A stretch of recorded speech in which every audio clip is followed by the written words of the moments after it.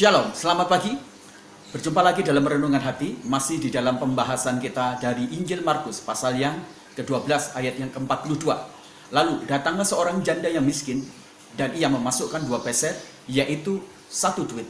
Hari ini kita akan berbicara mendiagnosa diri. Ketika beberapa orang tidak memberikan respon dan perhatian yang sangat serius berkaitan dengan pemberian di perbendaharaan Bait Allah, Yesus sebaliknya, dia sangat serius. Apalagi ketika seorang janda miskin memberikan 2 peser di perbendaharaan, Yesus memanggil murid-muridnya, dan itu menjadi satu momentum untuk mengajar murid-muridnya tentang nilai pemberian. Yesus akan memberikan nyawa dia. Yesus akan memberikan kehidupan dia dengan mati di atas kayu salib, menebus dosa-dosa manusia. Itu sebabnya itu dipakai buat murid-murid untuk menjelaskan tentang nilai sebuah pemberian.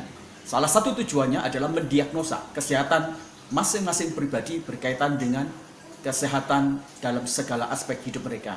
Apa yang dapat kita pelajari ketika kita berbicara memberi berhubungan dengan mendiagnosa diri? Yang pertama, ketika kita memberi itu mendiagnosa tentang kesehatan kasih kita. Semua kepercayaan di agama manapun juga tidak dapat dilepaskan dengan memberi. Lepaskanlah kekristenan kita dengan memberi, maka kekristenan kita menjadi tidak akan punya makna dan nilai, serta akan menjadi sebuah kepercayaan yang kosong tanpa bobot. Sebab justru esensi kekristenan jantungnya terletak di mana? Di kasih. Jika kita mengasihi, mustahil kita tidak memberi. Kasih itu direduksikan secara nyata dalam tindakan memberi. Memberi adalah kasih yang menjadi sebuah kesukaan tersendiri. Dengan memberi kita memastikan betapa kasih kita, hidup kita terhadap Tuhan, terhadap gereja, terhadap sesama itu sangat besar dan sangat sehat.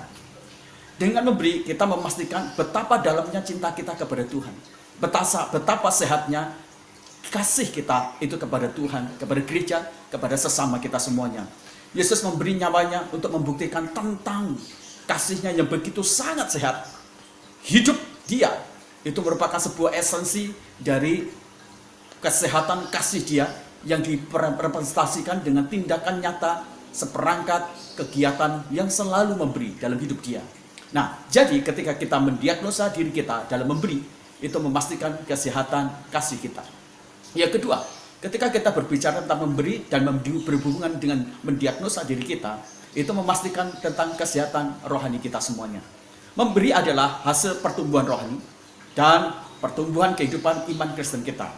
Memberi merupakan karya dari Roh Kudus yang dihasilkan dengan membuahkan buah-buah roh di dalam kehidupan orang Kristen. Aksiomanya begini, kalau kita seorang Kristen sejati, maka kita pasti akan gemar memberi. Karena memberi menjadi sebuah kodrat orang Kristen. Memberi merupakan natur orang Kristen. Memberi merupakan habit alami orang Kristen. Lihatlah kisah Rasul diwarnai dengan orang-orang yang baru percaya Yesus, dan mereka memiliki kesukaan untuk memberi hebat luar biasa. Begitu mereka percaya kepada Kristus, mereka dilahirkan oleh Roh Kudus, tumbuh buah-buah roh mereka, dan mereka menjadi sangat murah hati. Mereka memberkati pelayanan Tuhan, pekerjaan Tuhan, bahkan mereka berani menjual harta benda mereka, diserahkan kepada para rasul untuk dibagikan secara rata kepada orang-orang yang sangat membutuhkan, sehingga mereka semuanya tidak berkekurangan. Dan yang ketiga, ketika kita memberi berhubungan dengan mendiagnosa diri, itu artinya itu memastikan level posisi kita di atas.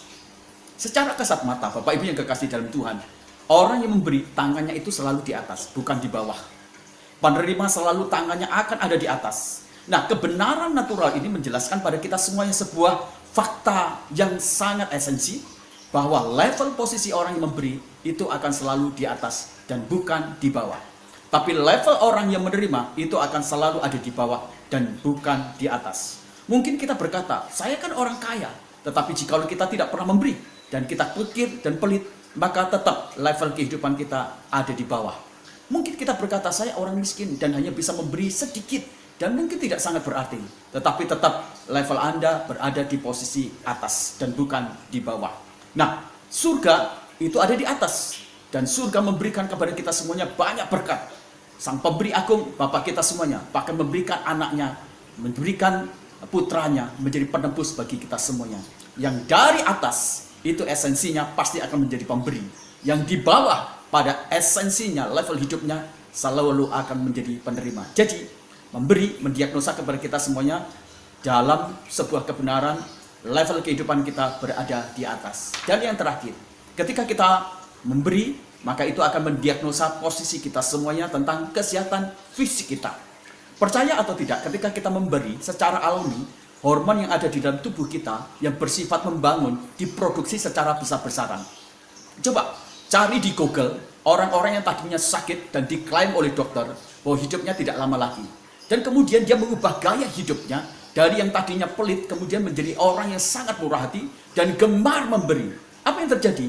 Justru ketika dia memberi, dia justru menjadi sehat luar biasa. Kesehatan fisiknya menjadi pulih luar biasa.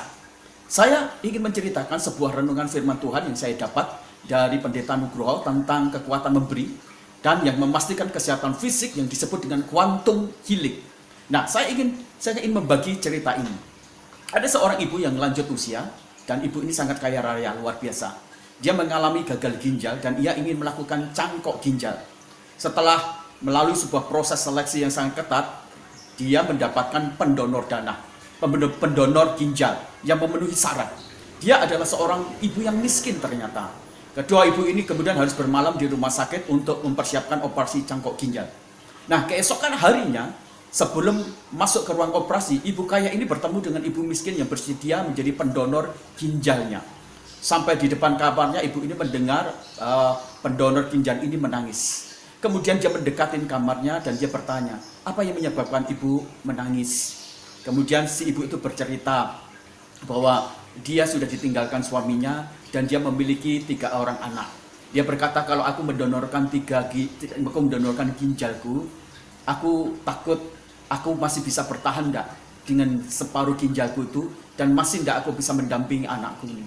Dan ibu itu kemudian yang sakit ginjal itu, yang ingin mendapatkan donor ginjal itu, dia berkata, wah, dia sedih sekali. Akhirnya dia berkata kepada ibu, ibu, terimalah uang ini. Aku tidak akan jadi menggunakan ginjalmu. Pakailah uang ini untuk membiayai kehidupanmu dan membangun masa depanmu. Dan ibu itu kemudian dia hidup dalam kondisi sakit dia. Tapi yang terjadi adalah begini Bapak Ibu yang kasih dalam Tuhan. Mulai dari hal itu, ibu itu menghabiskan waktunya dengan banyak memberi dan melakukan kehidupan dia dengan gaya hidup yang memberi. Apa yang terjadi Bapak Ibu? Setelah beberapa lama kemudian, ibu itu ternyata tidak sakit. Ginjalnya sembuh. Ketika dia cek itu ke dokter, dokter sampai terkejut. Ginjalnya ternyata menjadi sembuh dan sempurna dan berfungsi sangat normal dan sangat baik. Secara medis hal ini sulit untuk dideteksi atau dijelaskan. Ternyata berfungsinya kembali ginjal itu dihasilkan dari sebuah upaya memberi dengan sangat tekun. Bapak Ibu yang kekasih dalam Tuhan, para medis mengatakan demikian. Kesembuhan itu terjadi disebabkan oleh yang dinamakan dengan quantum healing. Apa itu quantum healing? Sesuatu yang tidak dapat dijelaskan dengan mekanisme biologis atau mekanisme kedokteran. Ada proses yang terjadi yang tidak bisa dijelaskan secara medis. Saat itu para ahli hanya bisa menjelaskan ada mekanisme yang disebut dengan psikoneuroendoktrin atau imunologi. Mekanismenya bermula dari hati yang kemudian dibaharui, yang senang, gembira, dan bahagia. Dan itu mempengaruhi dan memberikan stimulus bagi saraf, sehingga saraf itu menghasilkan hormonal yang sangat produktif untuk menyembuhkan. Dan akhirnya tubuh itu menjadi sembuh. Saya berdoa kita tetap menjadi orang-orang yang menjadi gemar memberi, karena itu akan mendiagnosa kesehatan diri kita masing-masing pribadi. Keindahan yang hidup sejatinya bukan karena kita bahagia. Keindahan sejatinya adalah ketika kita bisa membagi dan memberi kebahagiaan kepada orang lain. Selalu memberi dan jangan pernah takut, karena Kristus Yesus telah merintis jalan memberi secara total. Tuhan memberkati kita semuanya. Amin.